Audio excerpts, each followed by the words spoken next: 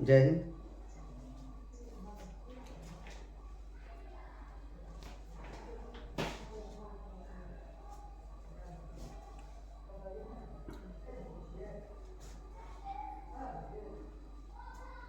पिछले क्लास में Karl Marx का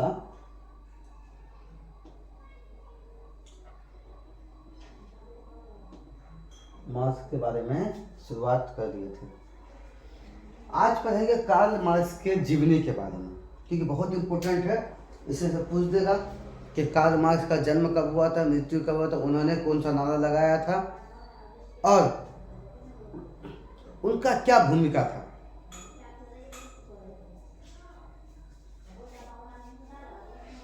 तो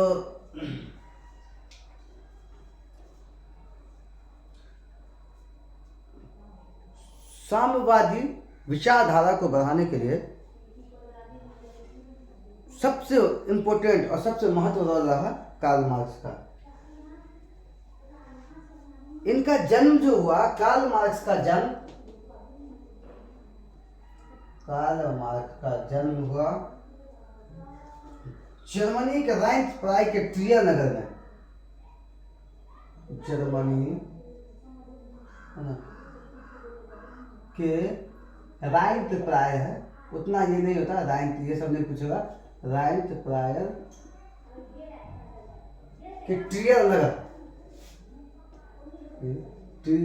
नगर, बस ये याद रखना है कि कार्ल मार्क्स का जन्म जर्मनी में हुआ।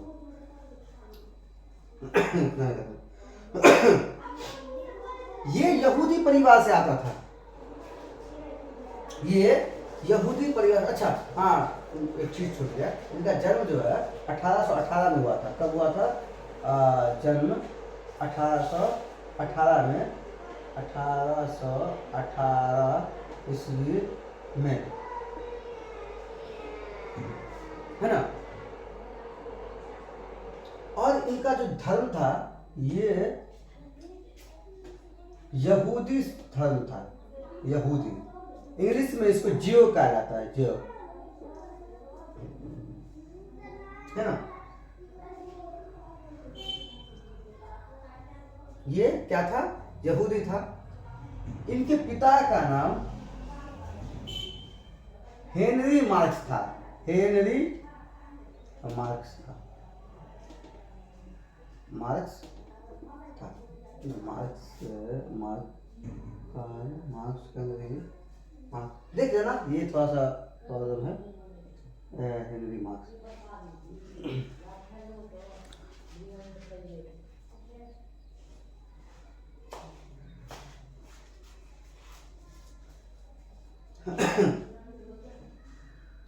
इन्होंने अपनी पढ़ाई अर्थशास्त्र से की थी, इसलिए इन्हें अर्थशास्त्री भी कहा जाता है। अर्थशास्त्री का अध्ययन किया था, है ना। और कोई भी देश में, कोई भी जगह में अर्थशास्त्री व्यक्ति जो होता है, वहाँ उस देश के विकास में एक महत्वपूर्ण भूमिका होती है। जैसे हमारे देश में पूर्व प्रधानमंत्री नरेंद्र मोदी से पहले हमारे देश के प्रधानमंत्री थे मनमोहन सिंह। ये देश के सबसे बड़ा अर्थशास्त्री थे। जब भारत की हालात ऐसी हो गई थी कि सिर्फ 7 दिन का खाने पीने का बच गया था, खाने पीने का व्यवस्था बच गया था, उसका भारत गरीबी में पूरी तरह से जकड़ गया था। तो उस वक्त मनमोहन सिंह ने एक दिमाग लगाया कि भारत का जितना भी सोना है उसको क्या किया, इंग्लैंड से गिरवी रख करके और देश को आर्थिक स्थिति से सुधारा, है ना। ये तब है जब ये फाइनेंस मिनिस्टर थे उस टाइम का, और बाद में ये प्रधानमंत्री बने, है ना। तो देश के सबसे बड़े अर्थशास्त्री के नाम से जाना। उसके बाद एक आरबीआई के गवर्नर रघुराम राजन, वो भी अर्थशास्त्री थे, है ना। तो ये कार्ल मार्क्स बहुत बड़े अर्थशास्त्री थे, है ना। इन्होंने अर्थशास्त्री का अध्ययन किया था। साल 1844 में इनका विवाह हो गया। इनका विवाह 1844 में बचपन के, है ना, एक मित्र थी, है ना, बचपन की एक मित्र थी, उनसे इनका शादी हो गया, है ना। आगे चलते हैं, लिख ही देते हैं 1844 में क्या लिखे हैं, विवाह 1844 में फ्रेडरिक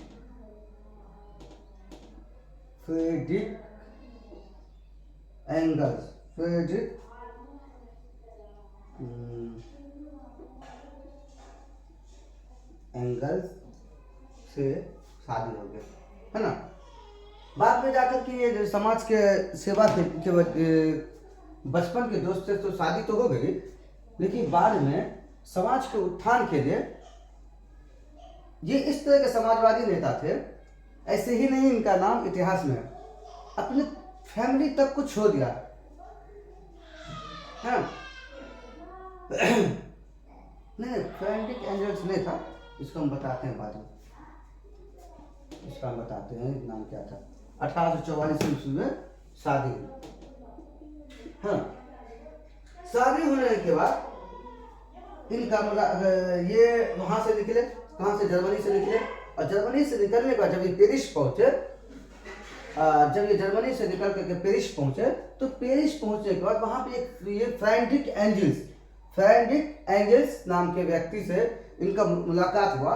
वो भी साम्यवादी विचारधारा के व्यक्ति थे, वो भी साम्यवाद का समर्थन करते थे, है ना।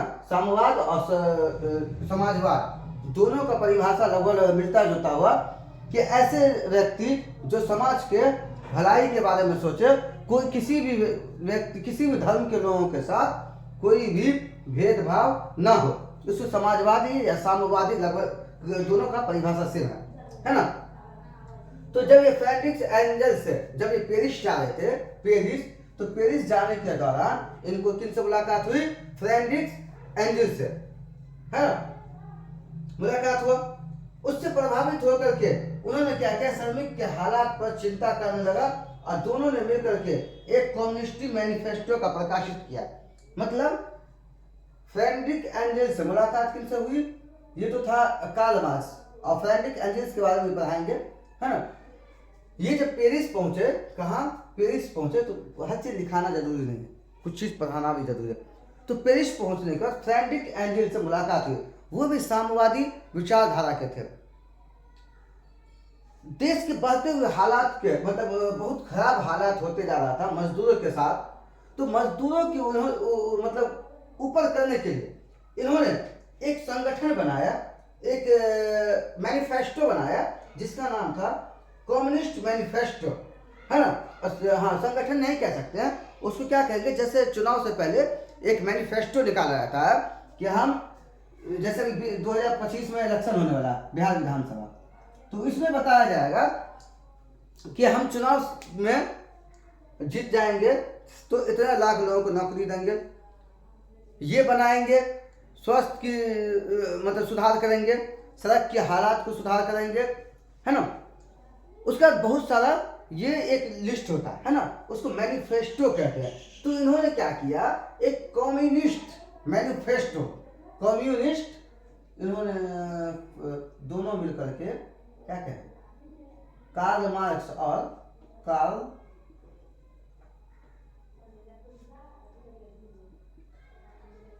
और फ्रेडरिक एंजल्स ने मिलकर के एक मैनिफेस्टो बनाया, जिसका नाम था कम्युनिस्ट मैनिफेस्टो।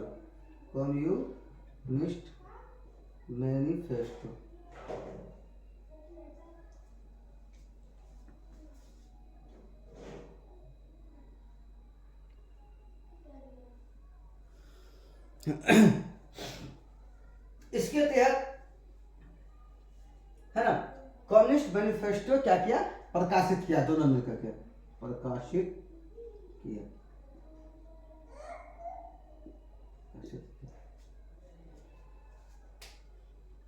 इसी कारण से कार्ल मार्क्स को आधुनिक समाज का जनक कहा जाता, आधुनिक समाजवाद का जनक कहा जाता। उसे इस मैनिफेस्टो में, यानी उस वो जो किताब, वो जो लिस्ट बनाया, उसे पूंजीवादों के बारे में बहुत ही भत्सर्जन, मतलब बहुत ही कड़ी तरीके से उसको निंदा किया गया, है ना।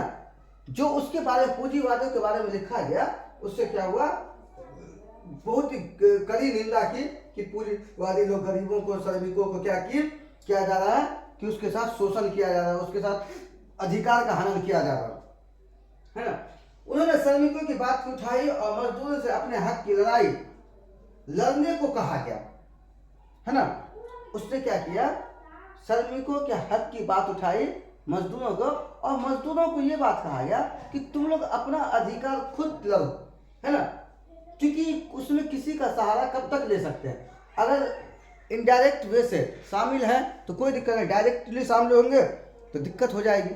तो उन्होंने कहा मजदूरों को कि तुम लोग अपनी लड़ाई, अपने हक की लड़ाई खुद लड़ो, है ना। उसके बाद क्योंकि तुम्हारे पास बेरियों के सिवाय कुछ नहीं आजाद करना, बेरियों के सिवाय कुछ भी त्याग नहीं करना है ना। बेरिया मतलब ये होता है कि उसको क्या क्या पूंजीपति वर्ग अपने अंदर जकड़ लिया है, इस कदर जकड़ दिया है कि जैसे वो एक बंध करे, तो उस बंधक के अलावा तुम्हें और किसी चीज का भी क्या करना है, त्याग नहीं करना, खोना नहीं है ना। और इसके साथ ही तुम्हें पूरी दुनिया पर क्या करना है, विजय पाना, जहां भी पूंजीपति है। तो पूंजीपति का मुख्य रूप से उदय तो औद्योगिक क्रांति के बाद इंग्लैंड में ही हुआ था, है ना। मजदूरों के साथ शोषण यूरोप में ही हो रहा था, तो इसीलिए पूरे यूरोप पे, पूरी दुनिया को नहीं कह सकते, पूरे यूरोप पर तुम्हें क्या करना, विजय पाना है। इन्होंने एक पुस्तक लिखा था, बहुत इंपॉर्टेंट क्वेश्चन है। इन्होंने एक पुस्तक लिखा था, कार्ल मार्क्स ने एक पुस्तक लिखा था जिसका नाम था दास कैपिटल। अब चलो, दास कैपिटल में ये सब सारा चीज क्या हुआ, बाद में जाके एक पुस्तक लिखा जिसका नाम था दास कैपिटल। बहुत इंपॉर्टेंट क्वेश्चन है, पूछ देगा एक नंबर से। कार्ल मार्क्स की पुस्तक का नाम लिखें तो बता देंगे दास कैपिटल, या दास कैपिटल किसने लिखा था, तो कार्ल मार्क्स ने, है ना। आगे चलते हैं, है ना। तो ये जब भी कम्युनिस्ट मैनिफेस्टो लिखा तो उसमें पूंजीपति वर्गों का क्या किया, भत्सना किया, उसका खिलाफ था, और उसके बारे में कड़ाई से निंदा किया। इसी कारण से उन्हें क्या कर दिया गया, जर्मनी से निकाल दिया गया, निष्कासित कर दिया गया। और जब उन्हें जर्मनी से निकाल दिया गया तो बाकी बची हुई जिंदगी क्या हुआ, इन्होंने अपना बची हुई जिंदगी कहाँ लिखा, बची हुई जिंदगी कहाँ काटा,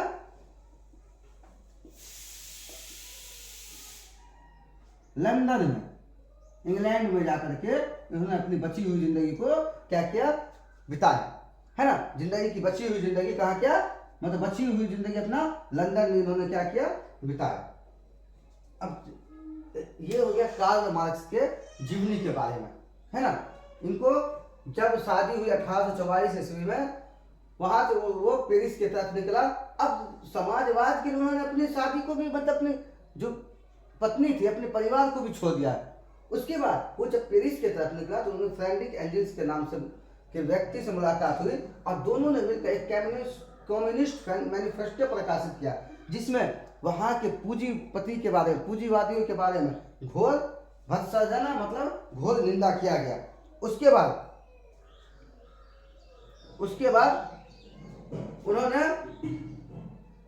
उन्होंने एक पुस्तक लिखा जिसका नाम था दास कैपिटल।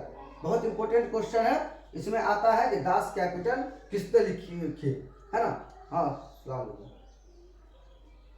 बोलिए, बोलिए, नहीं बोलिए, है घर पे, नहीं सर, क्लास चल रहा है लाइव। हम्म। ले रहे हैं क्लास कोचिंग वाले का।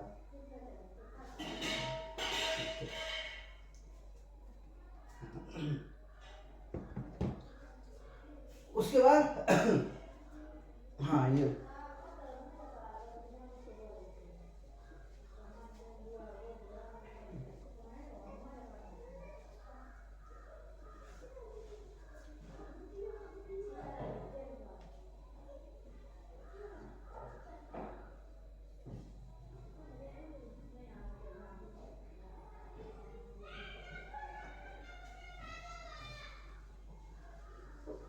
कार्ल मार्क्स का कहना था कि इंसान के जीवन में पैसा ही एक ऐसा चीज है जो कि उसके जीवन के इतिहास को बदल सकता है।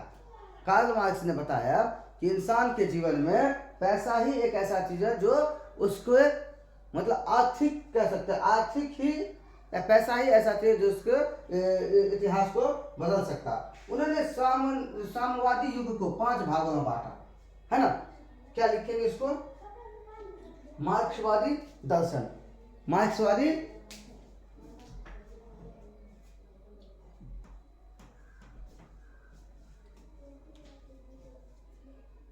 मार्क्सवादी दर्शन।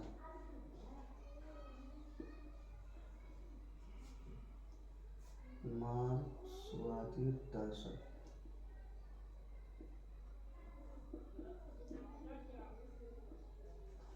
हिंदी देख लेना, उतना आता नहीं हिंदी। मार्क्सवादी कार्ल मार्क्स का मानना था कि पैसा एक ऐसा चीज है जो इन मजदूरों के इतिहास को बदल सकता है ना। उन्होंने साम्यवादी युग को समाजवादी युग तक, साम्यवादी युग से समाजवादी युग तक को 5 भागों में बांटा। तो क्या लिखेंगे इसको? मार्क्सवादी का दर्शन के अनुसार कार्ल मार्क्स का मानना था कि पैसा ही इतिहास को, है ना, कार्ल मार्क्स का मानना था कि पैसा ही मजदूरों का या श्रमिकों का, मजदूरों का एकमात्र उपाय है, एकमात्र उपाय है जो कि इतिहास को बदल सकता है, इतिहास को बदल सकता है।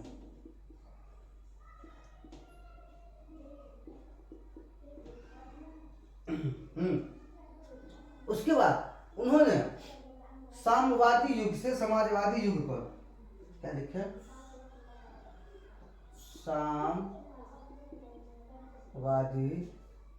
युग से युग से समाजवादी युग तक को 5 भागों में बांटा, 5 भागों में बांटा है, बांटा। साम्यवादी युग से समाजवादी युग तक को 5 भागों में बांटा गया। उसमें दिया है आदिम साम्यवाद का युग। हम इसका पीडीएफ दे देंगे, इसका पीडीएफ दे देंगे, तुम लोग देखो देखो उसका तैयार हो जाएगा। आज पढ़ा देते हैं और कोशिश करेंगे आज ही तैयार करके डाल दें। देखो साम्यवादी युग से समाजवादी युग तक को 5 भागों में बांटा गया। पहला दिया गया आदिम साम्यवाद का युग, दूसरा दास्ता का युग, तीसरा समाजवादी युग, चौथा सामंती युग और 5वां पूंजीवादी युग। उन्होंने कहा था कि आने वाला 6ठा युग, ये तो 5 हो गया, क्या क्या हो गया, क्या क्या हो गया? आदि साम्यवाद युग, पूंजीवादी युग, सामंती युग, है ना, क्या कहते हैं उसको, समाजवादी युग, दास्ता युग, कुल 5 हो गया। और उन्होंने कहा कि 6ठा युग इतिहास का आने वाला है, जब वर्ग संघर्ष नहीं होगा, ये साम्यवादी युग का होगा। मतलब उस वक्त जो ना अमीर और गरीबों के बीच संघर्ष नहीं होगा, बल्कि वो ये ऐसा वक्त आएगा जिसमें क्या होगा, सिर्फ और सिर्फ दुनिया में, यूरोप में साम्यवादी ही व्यक्ति रहेगा, है ना। जैसे जैसे हम लिख देते हैं आदिम साम्यवाद का युग, आदिम साम्यवाद युग।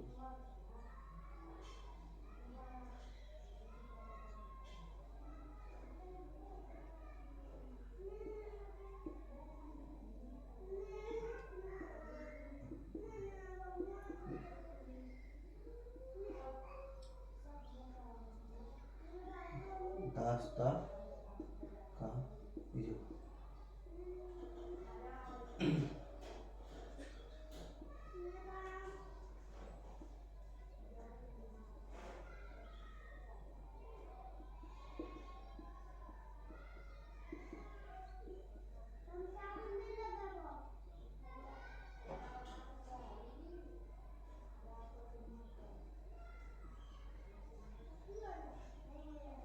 है ना, आदिम साम्यवाद का युग, दास्ता का युग, पूंजीवादी युग, सामंती युग और समाजवादी युग। और उन्होंने कहा कि छठा युग में इसके बाद जो 6 नंबर आएगा उसमें कोई संघर्ष नहीं होगा, इसमें कोई संघर्ष नहीं होगा। इसमें मतलब संघर्ष होता है जैसे पूंजीवाद और श्रमिकों के बीच कोई संघर्ष नहीं होगा। और आने वाला जो युग होगा वो केवल युग होगा किसका, साम्यवादी का युग होगा, है ना। उसमें पूरी दुनिया में साम्यवादी लोग का क्या होगा, वर्चस्व होगा, है ना।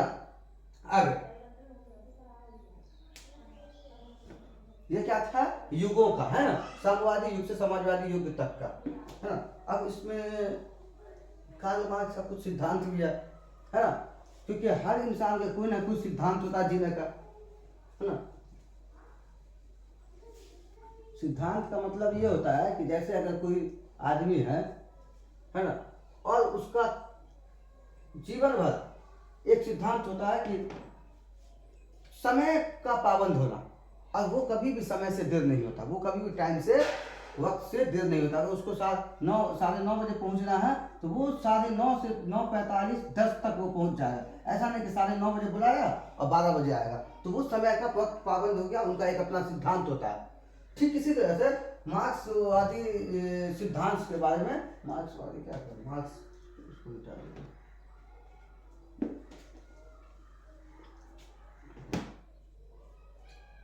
लिखेंगे मार्क्स द्वारा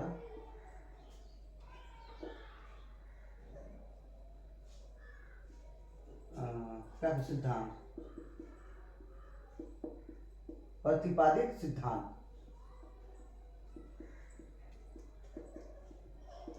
सिद्धांत, है ना। उसने क्या किया, इसके पहले वर्ग संघर्ष का सिद्धांत,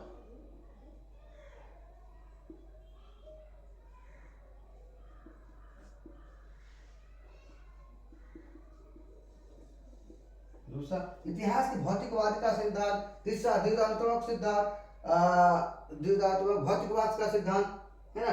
मूल एवं अतिरिक्त मूल का सिद्धांत, राज्यहीन एवं वर्गहीन समाज की स्थापना का सिद्धांत। उन्होंने क्या किया, अपने सिद्धांत को भी 5 भागों में बांटा, है ना। 5 भागों में सिद्धांत को अपना बताया कि वर्ग संघर्ष का सिद्धांत, इतिहास के भौतिकवाद का सिद्धांत, द्विधात्मक भौतिकवाद का सिद्धांत, मूल एवं अतिरिक्त मूल का सिद्धांत, राजहीन एवं वर्गहीन समाज के स्थापना का सिद्धांत। मतलब राजहीन वर्गहीन का मतलब वो हो गया कि जैसे जो कोई उस जगह पे नहीं आ जाए, जिसका कोई वर्ग में गिनती ना हो, ऐसे लोगों का सिद्धांत,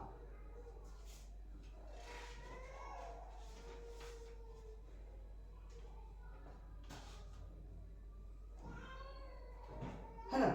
और इस सिद्धांत के लिखने का मतलब ये था कि एक समय ऐसा आएगा कि जब क्या होगा, पूंजीपति और श्रमिकों का संघर्ष समाप्त हो जाएगा पूरी तरह से, है ना।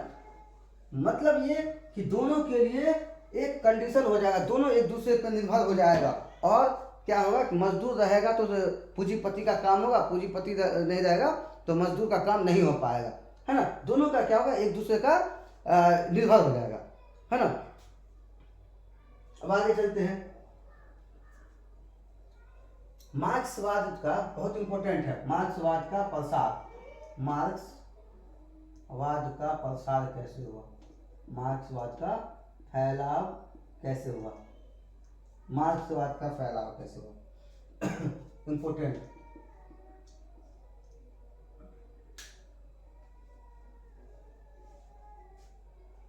मार्क्सवाद का फैलाव जो है ना बहुत तेजी से हुआ। मतलब मार्क्सवाद क्या है, मार्क्सवाद एक विचारधारा है, मार्क्सवाद एक क्या है, विचारधारा है, जिसमें सर्वहारा लोगों का के विरुद्ध, सर्वहारा लोगों का संघर्ष, पूंजीपति के विरुद्ध संघर्ष बहुत तेज हो गया। मतलब सर्वहारा मतलब क्या, ऐसा व्यक्ति जो सभी जगह से हारा हुआ, सर्वहारा का मतलब होता है ना। तो सर्वहारा वर्ग के लोग पूंजीपति के विरुद्ध क्या किया, अपना संघर्ष को तेज कर दिया, अपनी लड़ाई को तेज कर दिया। तो मार्क्सवाद मतलब क्या है, एक विचारधारा है ना। तो इसमें क्या कर सकते हैं, लिख सकते हैं कि मार्क्सवाद विचारधारा का प्रसार बहुत तेजी से हुआ। इसमें सर्वहारा वर्ग के लोग पूंजीपति वर्ग के लोगों के खिलाफ क्या किया, अपना संघर्ष को तेज कर दिया, है ना। समाजवादी विचारधारा से प्रभावित दल स्थापित किए जाने लगे। अब मार्क्सवाद के प्रसार का असर ये हुआ, इसका असर क्या हुआ, देखो मार्क्सवाद का जब प्रसार हुआ तो इसका असर क्या हुआ, ये लिख लो, पीडीएफ पे डाल देंगे। मार्क्सवाद विचारधारा का प्रसार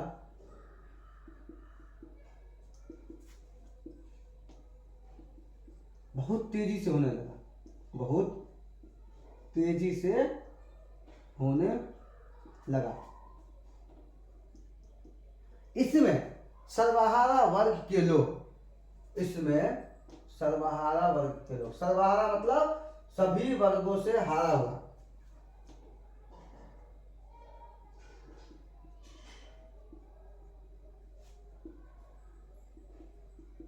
लोगों का पूंजीपति, सर्वहारा वर्ग के लोग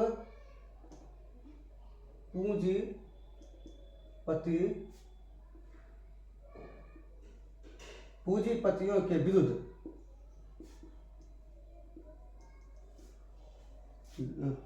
सर्वहारा वर्ग के लोगों ने पूंजीपतियों के विरुद्ध संघर्ष तेज कर दिया, संघर्ष है ना, बढ़ा दिया, संघर्ष बढ़ा दिया या तेज कर दिया।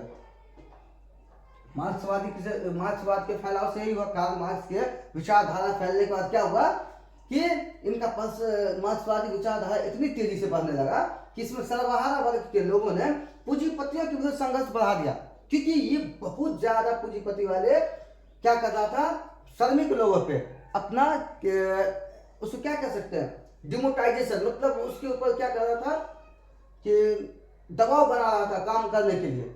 कब, जब औद्योगिक क्रांति हो गई तो जो नए नए मशीनों का खोज हुआ, तो मशीनों में काम करने के लिए है लोगों की जरूरत कम पड़ती थी। अब जब आदमी गया काम करने के लिए तो उसको क्या किया जाता था, उसके साथ शोषण किया जाता था। अब क्या हुआ, इस समाजवादी मार्क्सवादी का फैलने की वजह से लोगों के अंदर समाजवादी साम्यवादी बढ़ने से, विचारधारा बढ़ने से, वहां क्या हुआ कि अलग अलग देशों में इसका असर, यूरोप के अलग अलग देशों में क्या हुआ, कार्ल मार्क्स के समाजवादी और साम्यवादी विचारधारा का फैलाव हुआ। उसमें से जर्मनी, जर्मनी, फ्रांस, ब्रिटेन, रूस, जर्मनी, फ्रांस, ब्रिटेन, रूस और बहुत सारे देशों में क्या हुआ, मार्क्सवाद का फैलाव बहुत तेजी से हुआ। जैसे कि जर्मनी में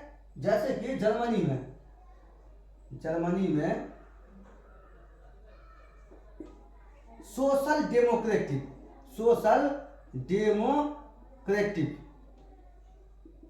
डेमोक्रेटिक नामक संगठन का स्थापना हो गया। उसके बाद ब्रिटेन मतलब इंग्लैंड में, वही इंग्लैंड जहां से औद्योगिक क्रांति शुरू हुई है ना, वहां क्या हुआ, एक लेबर पार्टी का क्या हुआ, लेबर पार्टी नामक संगठन बना। उसके बाद फ्रांस में सोशलिस्ट पार्टी के नाम से, सोशलिस्ट पार्टी के नाम से। तो शुरुआत हुई जर्मनी में कार्ल मार्क्स का साम्यवादी और समाजवादी विचारधारा, लेकिन उसका पूरे यूरोप पे असर पड़ा और जर्मनी के साथ साथ ब्रिटेन, फ्रांस, रूस, अलग अलग जगहों में क्या हुआ कि ये सर्वहारा वर्गों के लोगों ने क्या किया, संगठन बनाना शुरू कर दिया, है ना। इसके बाद रसिया में भी, मतलब रूस में भी, है, रूस में भी संगठन का बना, है ना। वहाँ भी एक क्या था, शोषित वर्गों का क्या हुआ, संगठन बना, है ना। इस तरह से क्या हुआ, मार्क्स के प्रयास से 1864 में पहली बार लंदन में अंतर्राष्ट्रीय संघ की स्थापना हुई। अब ये हालात यूरोप के साथ साथ दूसरे देशों में भी था, है ना, लेकिन मुख्य रूप से यूरोप में ज्यादा था, क्योंकि सबसे पहले यूरोप के में ही, मतलब इंग्लैंड में ही, ब्रिटेन में ही क्या हुआ था, औद्योगिक क्रांति हुई थी। इससे सबसे पहले शोषण शुरुआत हुआ था यूरोप से। साल 1864 में कार्ल मार्क्स के प्रयास से पहला बार पूरी दुनिया का मजदूर संगठन का बैठक हुआ। वो कहाँ हुआ, लंदन में। लंदन में पहली बार कार्ल मार्क्स के उपस्थिति, क्योंकि लंदन में इसलिए हुआ क्योंकि जर्मनी से उसको भगा दिया गया था, वहां पूंजीपति वर्ग के खिलाफ था, तो है ना। तो जब ये लंदन भेज दिया गया तो 1864 में पहली बार अंतर्राष्ट्रीय बैठक हुई। अंतर्राष्ट्रीय बैठक किसका, बैठक लंदन में हुआ। इन संगठनों का कि मतलब मजदूरों के साथ हो रहे अन्याय का कैसे समाधान निकाला जाए। लेकिन दुर्भाग्यवश पहले ही अंतर्राष्ट्रीय संगठन के बाद क्या हुआ कि 1883 में कार्ल मार्क्स की मृत्यु हो गई। 1883 में कार्ल मार्क्स की मृत्यु हो गई और एक समाजवादी युग के नेता का अंत हो गया। 1883 में कार्ल मार्क्स की मृत्यु हो गई, है ना। पहला बार इंपोर्टेंट है, पहला बार अंतर्राष्ट्रीय बैठक कहाँ हुआ, लंदन में हुआ, 1864 में हुआ। और कार्ल मार्क्स की मृत्यु कब हुई, 1883 में हुई। मृत्यु के बाद द्वितीय अंतर्राष्ट्रीय बैठक हुई जिसमें 400 प्रतिनिधि भाग लिया। मृत्यु के बाद क्या हुआ, ये कब की बात है, हाँ डेट इसका एग्जैक्ट नहीं याद है, लेकिन क्या दिया कि कार्ल मार्क्स की मृत्यु के बाद, कार्ल मार्क्स के मृत्यु के बाद मतलब मरने के बाद दोबारा दूसरी अंतर्राष्ट्रीय बैठक हुई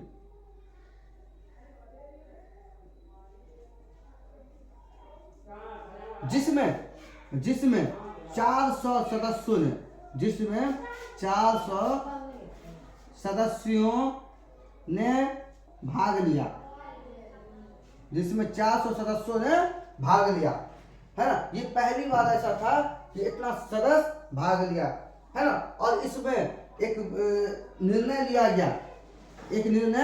लिया गया कि हर वर्ष 1 मई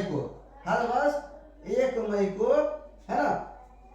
ये कब निर्णय लिया गया, 1890 में, 1 मई 1890 से, है ना। हर साल 1 मई को मजदूर दिवस के शुभ अवसर पर सभी सरकारी और प्राइवेट संस्थान को बंद रखने का एकदम सख्त आदेश होता है।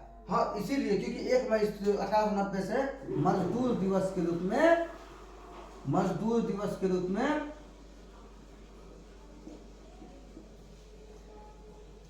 मनाया जाने लगा।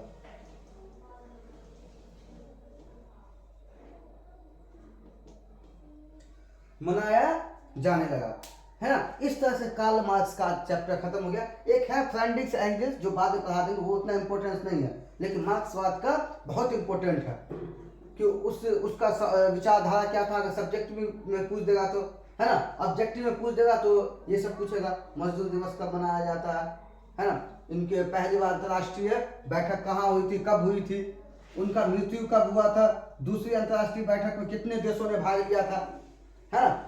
ये सब क्वेश्चन इंपोर्टेंट है। मार्क्स, कार्ल मार्क्स के बाद में कहाँ से क्वेश्चन पूछेगा इसकी कोई गारंटी नहीं है, इसलिए लेकिन इसी से पूछेगा ही पूछेगा, श्योर है, और बहुत ही इंपॉर्टेंट है इसका। फिर बाकी हम अगले क्लास में देखते हैं, तब तक के लिए इसको मतलब अच्छे से रिवीजन करना।